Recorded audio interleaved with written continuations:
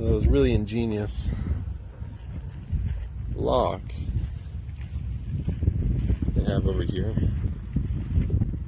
Create a little spot there for your key, and you can have many different types of locks and many different people for access. Just drop it down, goes there, and it will, yeah, do that. Rotates. So whoever has access can just unlock the key or unlock the lock and just lock it back up, and all done. Can't get to it. Pretty smart.